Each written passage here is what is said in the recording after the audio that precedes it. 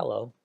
So in this video, I'll be going over the derivation of the moment of inertia of a solid sphere where the axis of rotation is through its center.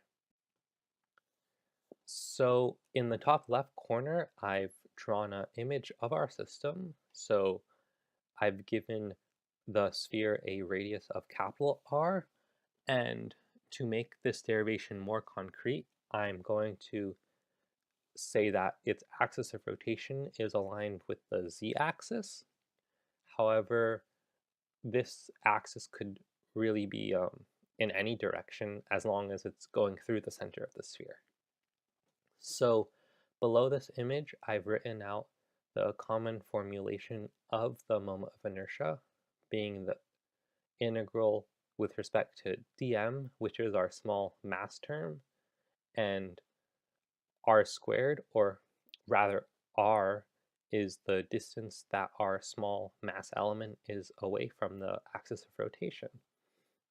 So in this system, what will be a easier way to evaluate this integral and find the moment of inertia of a solid sphere will be to sort of break up the sphere into um, smaller pieces and find the moment of inertia of those smaller pieces. So we'll be summing up a lot of di's to find our total I, our total moment of inertia. And in this case, what we can do is split up our sphere into many disks, or in this case, they're technically cylinders, um, going from top to bottom along the z-axis, where these cylinders have a radius of, I'm going to call it small r, which ranges from 0 at the bottom and top of the sphere all the way to capital R in the middle of the sphere. And they'll have a height of dz, where dz is taken to be an infinitesimally small value, so a very small height. And although this might be a little worrisome because cylinders have vertical edges, whereas our sphere is smooth and has rounded edges, because we're taking dz to be infinitesimally small, in this limit, it'll make our sort of stack of cylinders be smooth, just like the sphere. So from either another video I've made or in general, we know that the moment of inertia of a well, either really a disk or a cylinder is 1/2 mr squared. So we can write our di as 1/2 r squared dm. Um, and this is what we're going to try to be summing over to find the moment of inertia of the sphere. So in this case, we want to relate our r squared and dm terms into something more comparable in order to actually evaluate this integral. So to get dm into something more related to length or distance, I'm going to be changing it into rho dv, where I'm defining rho to be the volume density, so mass over volume, which in this case is mass over 4/3 pi capital R cubed, because it's a sphere, and dv is a small volume element. And to get this volume element into something even more related to length, we're going to be taking our volume of each of our small cylinders, and we know that the volume of a cylinder is pi r squared times the height. So in this case, that's pi r squared times dz.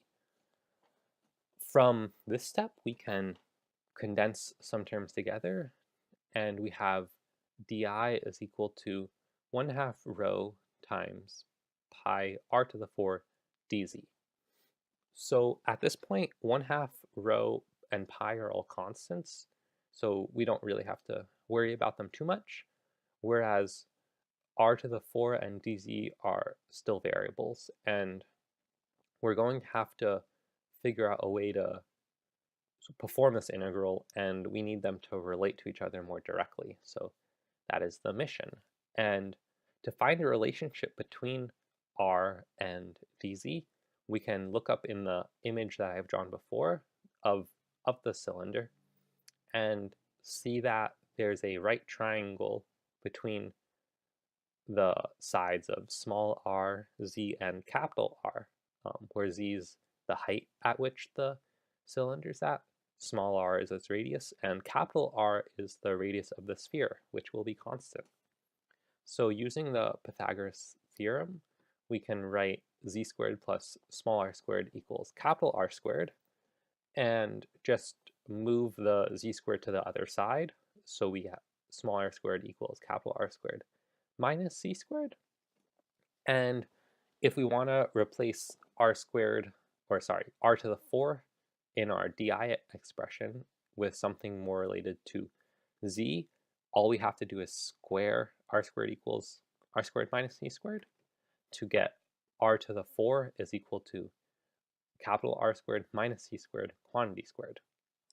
So making the substitution, we have di equals 1/2 rho pi times r squared minus c squared quantity squared dz.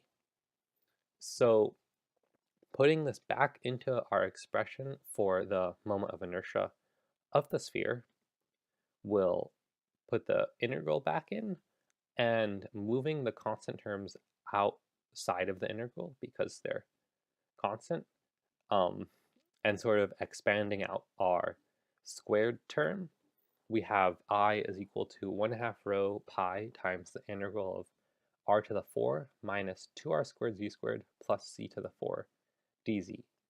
And because we're slicing our sphere into cylinders along the z-axis, their heights will range from negative capital R at the bottom of the sphere all the way up to positive capital R at the top of the sphere, which sets the bounds for our integral.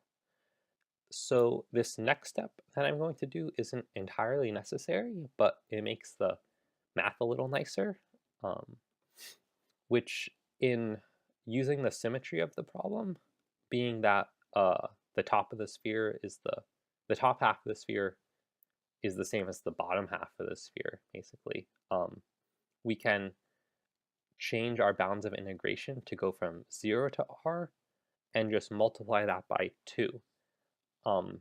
And this will become more apparent about why I did this in the next step or two. So changing this, or rather actually performing this integral now, we'll end up with rho pi times r to the 4 times z minus 2/3 r squared z cubed plus z to the 5th over 5, evaluated from 0 to r.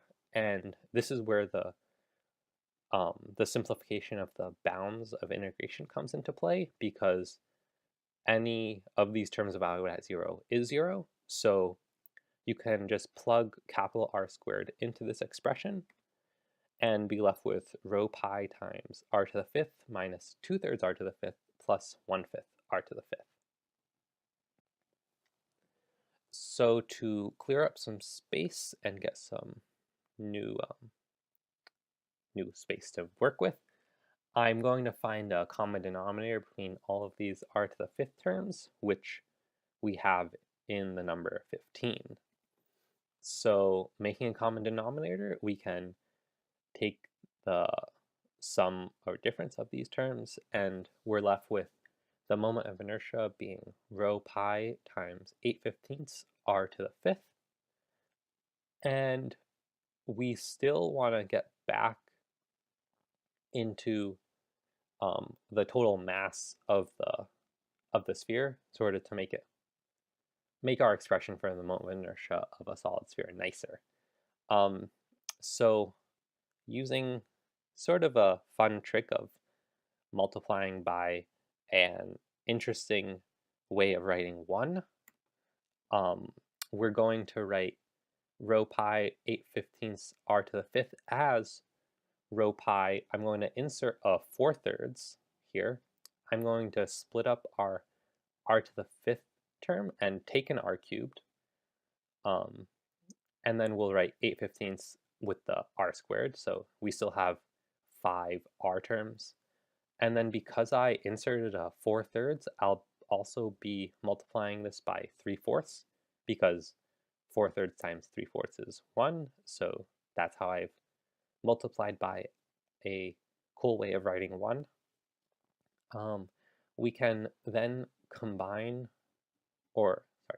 terms further. So we'll write rho times 4/3 pi r cubed times 24 over 60 r squared, where the 24 over 60 is coming from 8/15 times 3/4. And we know that the volume of our sphere is 4/3 pi r cubed, so we can write that as just volume, and we've defined our rho to be volume density, so mass over volume. And because of that, rho times v is just the mass of the sphere. So that is the final result. We get that the moment of inertia of a solid sphere through its center is 2/5 mr squared. And I hope that you enjoyed this video, and thank you for watching.